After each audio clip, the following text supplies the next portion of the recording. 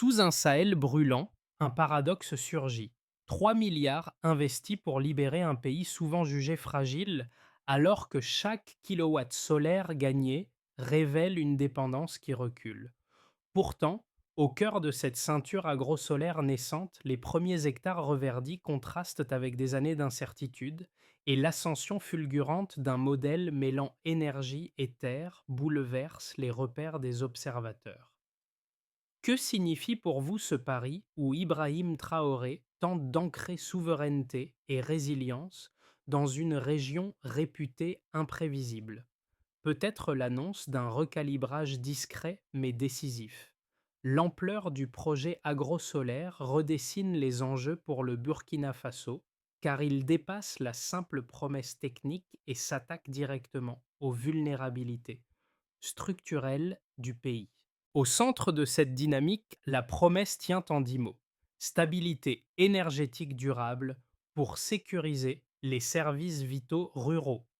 Cette équation attire l'attention, puisque la combinaison de l'énergie solaire et de l'irrigation vise simultanément l'autonomie électrique et la résilience agricole, deux piliers souvent fragilisés au Sahel.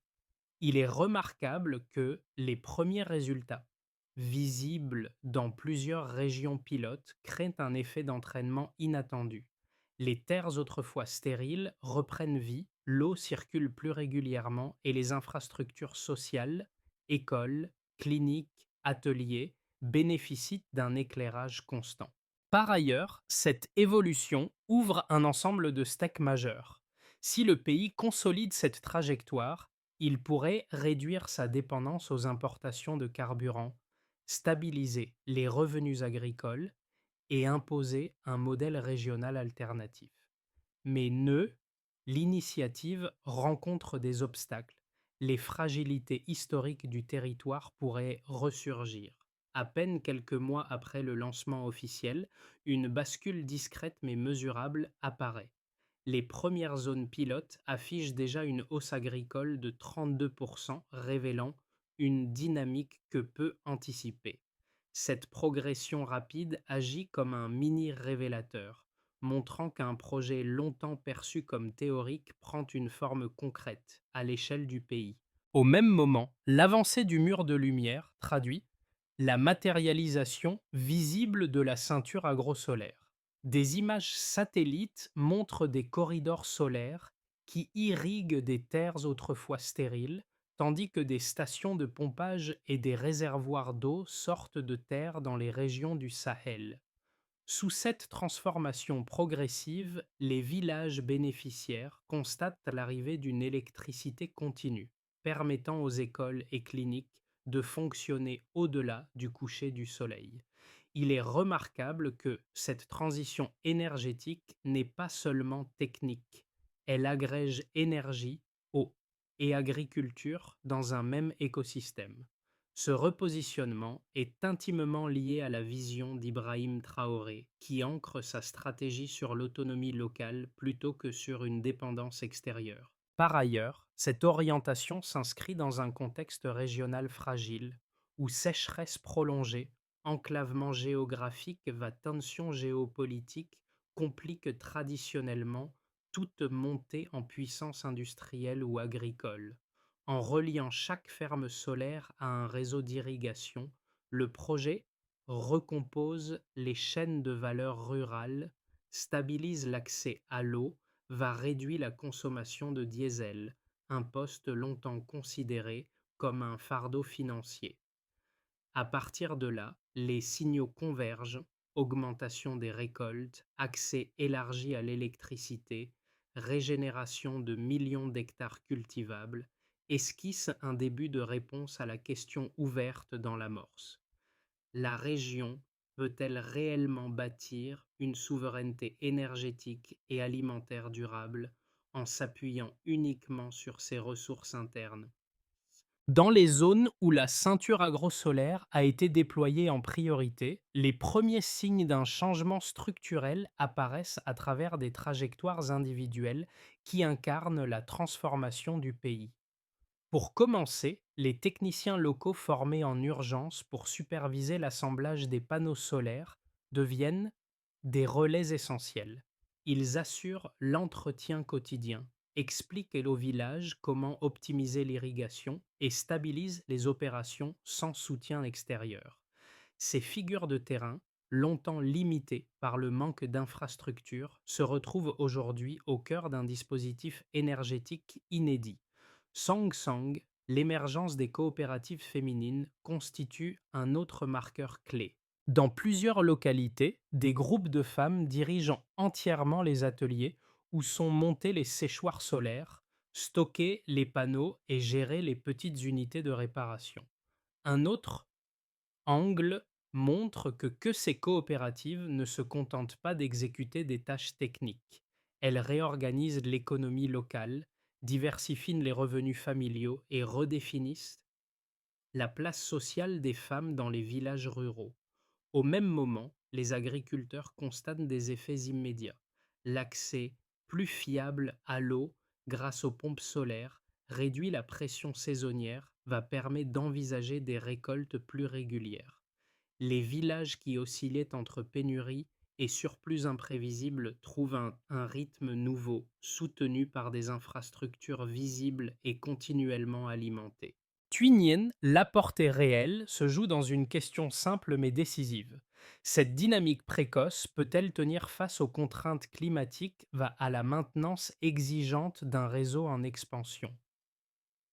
Au début de 2025, le contraste est net. Truc, le Burkina Faso dépendait d'un réseau électrique fragmenté et d'une agriculture épuisée.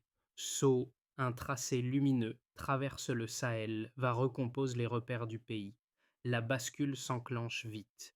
Des stations de pompage surgissent, des réservoirs se remplissent, les premiers panneaux s'alignent en milliers d'unités, formant l'ossature du futur corridor solaire.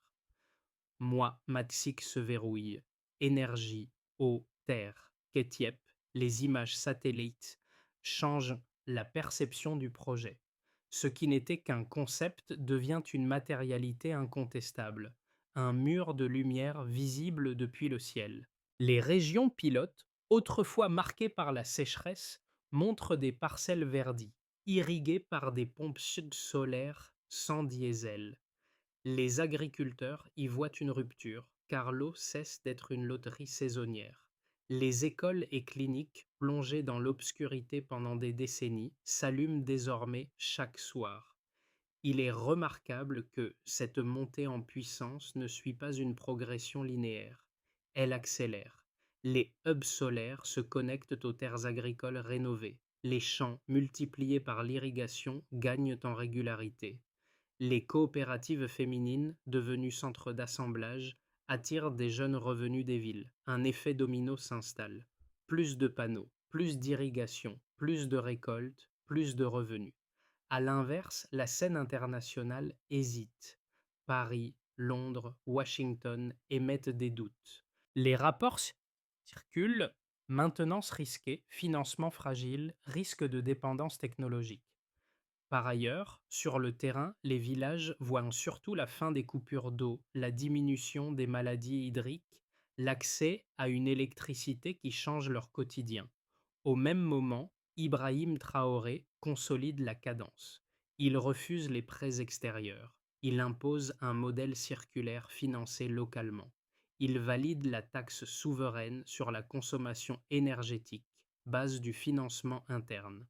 Dans les faits, la réduction des importations de diesel abaisse les coûts et alimente le budget du projet. À partir de là, la phase de chaos trao se déclenche. Les récoltes augmentent de 32% dans les hubs pilotes. Les réservoirs d'eau atteignent des niveaux records. Des millions d'hectares sont revitalisés. L'économie locale se réorganise. Ateliers, séchoirs solaires, unités de maintenance décentralisées.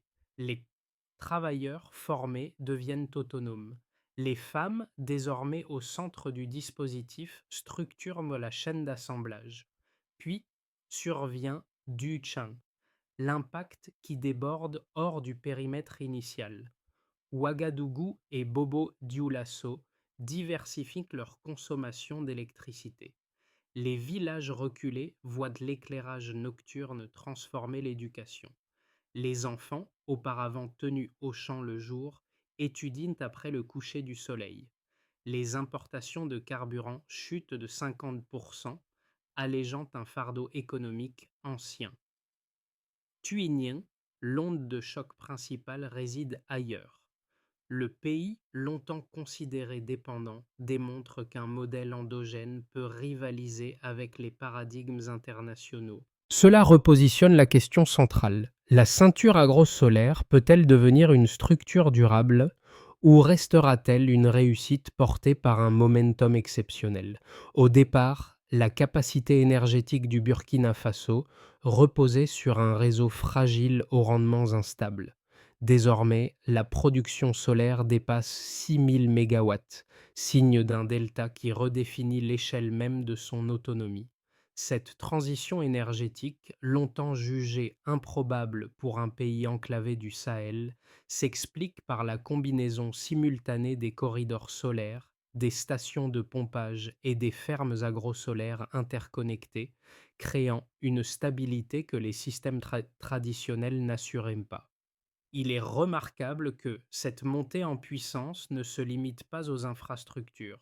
Elle restructure l'usage de l'eau, renforce l'agriculture et réorganise les chaînes économiques locales. À partir de là, l'effet mécanique devient visible.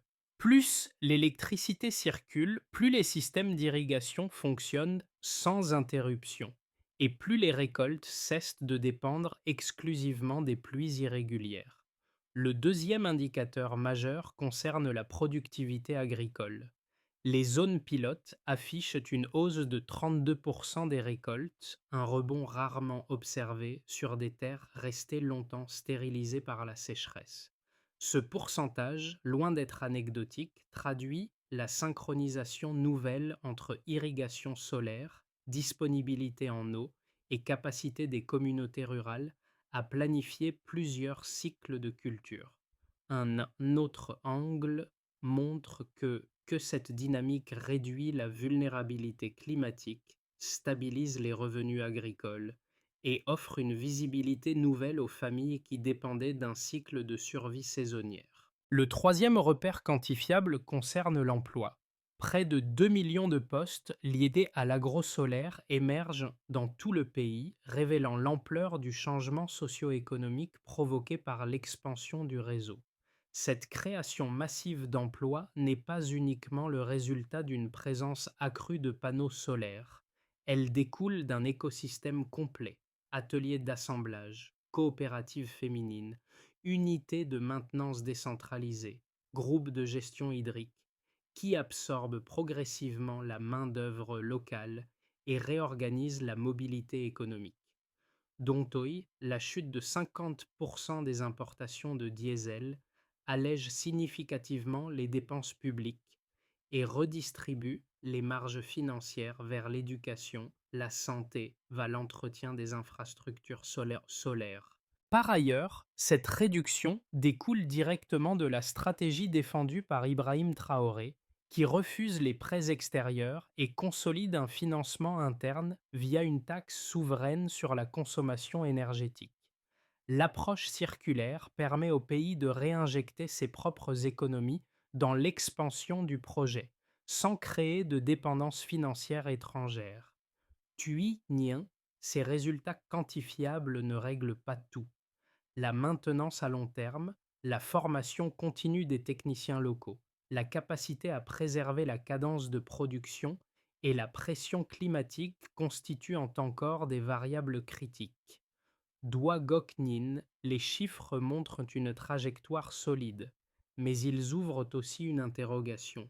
Ce modèle, solide dans ses premières années, peut-il se stabiliser dans la durée sans soutien extérieur? Depuis les premiers mois du déploiement, deux lectures s'affrontent autour de la ceinture agro-solaire, chacune disposant de justifications solides. D'un côté, les partisans voient dans l'essor rapide des infrastructures solaires la preuve tangible qu'un pays du Sahel peut inverser son rapport à la vulnérabilité climatique. Pour eux, L'augmentation de la productivité agricole, la disponibilité accrue de l'eau et l'électrification continue des services publics démontrent qu'un modèle local, financé de manière souveraine, peut briser les schémas anciens fondés sur la dépendance. Il souligne la réhabilitation de millions d'hectares, la réduction de la consommation de diesel et la montée en compétences accélérée des techniciens comme les trois premières pierres angulaires d'une souveraineté nouvelle. A l'inverse, les sceptiques considèrent que cette accélération fulgurante comporte des risques structurels. Ils estiment que l'absence de financement international pourrait exposer le pays à un effort budgétaire difficilement soutenable sur la durée, surtout face à des infrastructures qui exigent une maintenance continue. Selon eux, la rapidité d'expansion pourrait masquer des fragilités. Approvisionnement en pièces, durabilité des installations, logistique, capacité de stockage et vulnérabilité aux fluctuations climatiques. Ils s'inquiètent également du risque de dépendance technologique, évoquant le fait que même une production locale de panneaux reste exposée aux chaînes d'approvisionnement mondiales. Doegoknin, la confrontation de ces arguments trouve un terrain d'arbitrage dans les résultats mesurables déjà observés. Les hausses agricoles de 32%, l'éclairage durable des écoles et cliniques, la baisse de 50% des importations de carburant et la création de près de 2 millions d'emplois indiquent qu'un socle robuste s'est formé. De plus, la structure décentralisée de maintenance, ateliers villageois, coopératives féminines, unités locales d'assemblage, réduit les risques logistiques souvent cités. Ainsi, si les critiques soulèvent des points légitimes, les données de terrain montrent qu'un modèle endogène peut non seulement fonctionner, mais commencer à stabiliser des systèmes longtemps fragiles. À mesure que le projet agrosolaire avance, deux visions se dessinent, presque en miroir, chacune nourrie par des éléments tangibles. Dans la première, les défenseurs du modèle mettent en avant la cohérence interne du dispositif. Énergie solaire, irrigation continue, terre revitalisée et infrastructures sociales enfin électrifiées. Pour eux, la progression rapide des récoltes, l'accès élargi à l'eau et la création d'emplois démontrent qu'un système enraciné dans les ressources locales peut fonctionner sans dépendre des prêts internationaux. Ils soulignent également que les formations techniques, les ateliers d'assemblage et les coopératives féminines contribuent à stabiliser l'ensemble en redistribuant les compétences directement dans les communautés rurales. Par ailleurs, les critiques formulent une lecture plus prudente. Ils craignent que la montée en puissance trop abrupte masque des failles latentes. Usure des installations dans un climat sévère, disponibilité incertaine des pièces de remplacement, logistique complexe d'un réseau qui s'étend sur plusieurs milliers de kilomètres. Certains observateurs étrangers ajoutent que l'absence d'appui financier international pourrait fragiliser la trajectoire à long terme, surtout si les coûts de maintenance augmentaient plus vite que les gains générés. Pour eux, un projet d'une telle ampleur doit s'appuyer sur des garanties externes, oui, sous peine de s'essouffler. Tuer Nien, lorsque ces positions opposées sont confrontées aux données du terrain, un point d'équilibre apparaît. Les hausses agricoles de 32%, l'électrification continue des écoles et cliniques, la réduction de 50% des importations de diesel et la réhabilitation de millions d'hectares indiquent qu'un socle réel, non spéculatif, s'est déjà formé. Un autre angle montre que la maintenance décentralisée, ateliers villageois, réseaux féminins de réparation, techniciens formés localement, réduit effectivement les risques logistiques souvent invoqués. Ainsi, si les inquiétudes ne doivent pas être ignorées, les résultats observés suggèrent qu'un modèle fondé sur l'autonomie peut, dans certains contextes, offrir une stabilité que les schémas classiques n'ont jamais pleinement apportée. Un point de bascule silencieux. Dans l'avancée rapide de la ceinture agrosolaire, ce moment marque une inflexion stratégique. Ce n'est plus seulement un projet d'infrastructure, mais un changement d'équilibre qui réoriente les priorités nationales. Il est remarquable que les critiques venues de Paris, Londres ou Washington se multiplient, évoquant risque de maintenance, fragilité logistique ou dépendance technologique future. Pourtant, sur le terrain, la dynamique suit une trajectoire inverse. Les coopératives féminines montent en puissance, les fermes solaires stabilisent l'irrigation et les services publics bénéficient d'un éclairage constant. Au même moment, Ibrahim Traoré renforce une ligne directrice inhabituelle dans la région avancée sans prêts extérieurs. Cette position, perçue comme risquée par plusieurs observateurs internationaux, devient un marqueur de souveraineté pour ceux qui constatent les résultats concrets: terres régénérées, eau disponible, diesel moins consommé. Un, au- un autre angle montre que cette approche circulaire, financée par une taxe interne, donne au pays une marge de manœuvre rare dans le Sahel. À partir de là, la question s'élargit. Cette inflexion représente-t-elle un simple épisode ou une transformation durable capable de redistribuer les équilibres régionaux? Les résultats visibles de la ceinture agrosolaire se manifestent désormais à plusieurs niveaux, chacun révélant une facette différente de la transformation en cours. Du côté de l'État, observe d'abord une réduction massive de la pression budgétaire liée aux importations de carburant. La chute de 50% du diesel importé libère des marges financières réaffectées à l'éducation, à la santé et à la maintenance du réseau solaire. Cette réallocation donne à l'État une capacité nouvelle d'agir sans attendre de bailleurs extérieurs. Il est remarquable que la production excédentaire de 6 000 MWh permet d'alimenter plus largement les infrastructures publiques, stabilisant des services qui autrefois subissaient des interruptions constantes. Sous l'impulsion d'Ibrahim Traoré, cette souveraineté énergétique devient un levier administratif central. Du côté des entreprises, profite d'une dynamique tout aussi structurée. Les ateliers d'assemblage, les coopératives solaires et les unités de réparation locales créent une chaîne économique circulaire qui retient la valeur dans le pays.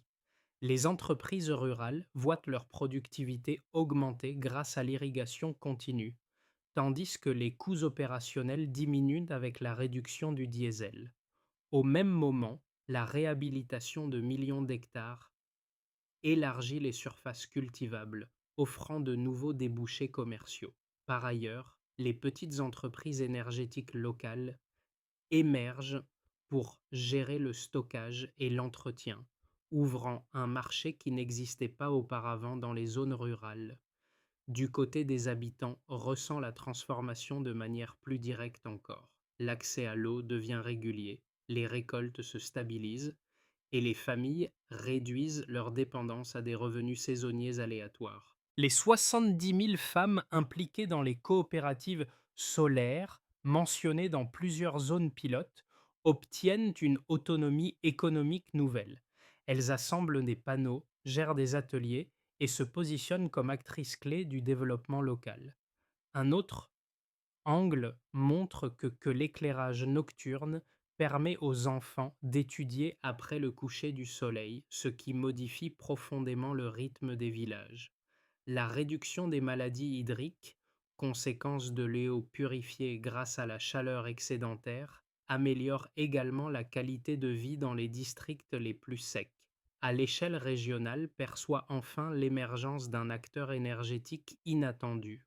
Le Burkina Faso commence à exporter une partie de son électricité vers des pays voisins comme le Mali, rééquilibrant progressivement les relations énergétiques dans le Sahel. Cette dynamique inspire d'autres nations à envisager un modèle similaire, fondé sur l'autonomie et la production locale. Tuynien, l'impact régional soulève aussi des tensions. Certains observateurs internationaux craignent qu'un modèle autosuffisant ne redistribue trop vite les rapports de force économique, surtout dans une zone déjà marquée par l'instabilité.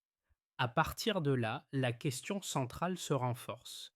Cette mosaïque d'effets administratifs, économiques, sociaux et régionaux constitue-t-elle un socle durable ou dépend-elle encore de la capacité du pays à maintenir sa cadence dans les années à venir? Dans les 12 prochains mois, la trajectoire de la ceinture agrosolaire peut se déployer en trois horizons distincts, chacun révélant un équilibre particulier entre consolidation, expansion et résistance. Dans le scénario de base, le pays stabilise les infrastructures déjà en place.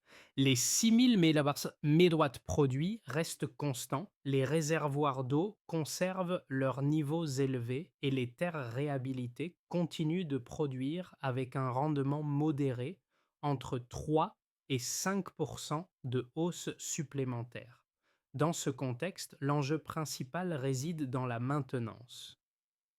Ateliers, locaux, coopératives féminines et techniciens formés assurent une continuité fonctionnelle. L'État optimise sans accélérer, consolidant un modèle qui se maintient grâce à la réduction durable du diesel importé. Dans le scénario optimiste, l'élan actuel se transforme en véritable accélération. Les investissements locaux augmentent, des interconnexions régionales se renforcent et plusieurs pays voisins explorent des partenariats énergétiques. La production solaire bondit de 20 à 25%, tandis que la productivité agricole franchit le seuil des 40%. Les usines d'assemblage au niveau national gagnent en cadence, ouvrant la voie à une industrialisation accrue, notamment dans la fabrication de batteries et la transformation agroalimentaire. Il est remarquable que l'approche circulaire permettrait alors de financer de nouvelles lignes de transport d'électricité, étendant l'influence énergétique au-delà du Sahel occidental. Dans le scénario le plus difficile, l'environnement géopolitique se tend. Des pressions économiques extérieures, restrictions, sanctions, critiques institutionnelles compliquent l'accès aux pièces, ralentissent la logistique et fragilisent le rythme d'expansion. Malgré cela, le modèle reste opérationnel grâce à l'autonomisation locale. Les infrastructures fonctionnent, mais la croissance ralentit et les marges financières de l'État se contractent. Au même moment, les tensions diplomatiques pourraient limiter les exportations d'électricité et réduire la portée régionale du projet. À partir de là, la recommandation centrale pour les observateurs comme pour les décideurs tient en une phrase: évaluer les trajectoires non à travers la vitesse de l'expansion, mais à travers la capacité du système à absorber les chocs. Car la force d'un modèle souverain ne réside pas seulement dans son ampleur, mais dans sa faculté à résister aux pressions extérieures, tout en garantissant une continuité intérieure. Dans les villages du Nord, comme dans les quartiers populaires des grandes villes, la transformation portée par la ceinture agrosolaire se traduit avant tout par des gestes simples, observables au quotidien. Pour les familles rurales, le premier groupe, l'accès régulier à l'eau modifie le rapport au temps et à l'effort. Les journées ne sont plus dictées par la recherche de sources lointaines et les récoltes plus stables réduisent la peur des saisons imprévisibles. Il est remarquable que les enfants profitent désormais de l'éclairage nocturne pour étudier après les travaux quotidiens, créant une transition silencieuse mais profonde dans la façon de transmettre le savoir. Pour les jeunes actifs et la diaspora d'intérieur, le second groupe, la dynamique énergétique crée des perspectives nouvelles. Les ateliers d'assemblage, les unités de maintenance et les coopératives offrent une alternative à l'exode urbain, permettant à beaucoup de revenir dans leur région d'origine. Un autre angle montre que ces métiers techniques autrefois inexistants dans les zones rurales façonnent une nouvelle identité professionnelle, celle d'une génération qui construit des infrastructures et non plus seulement les consume. Au même moment, les entrepreneurs locaux, le troisième groupe, voient dans cette évolution une opportunité de bâtir des activités enracinées dans le territoire. Stockage solaire, transformation agricole, micro-réseaux d'irrigation. Là où l'incertitude freinait autrefois les initiatives, la stabilité énergétique ouvre l'espace pour expérimenter, investir et développer des solutions adaptées aux réalités du Sahel. À partir de là, une question s'adresse à chaque spectateur. Que signifie pour une communauté ou un individu le fait d'entrer dans un système où l'énergie et l'eau deviennent des ressources stables, prévisibles, partagées? La réponse, discrète ou profonde, dépendra de la manière dont chacun s'empare de cette nouvelle marge de liberté.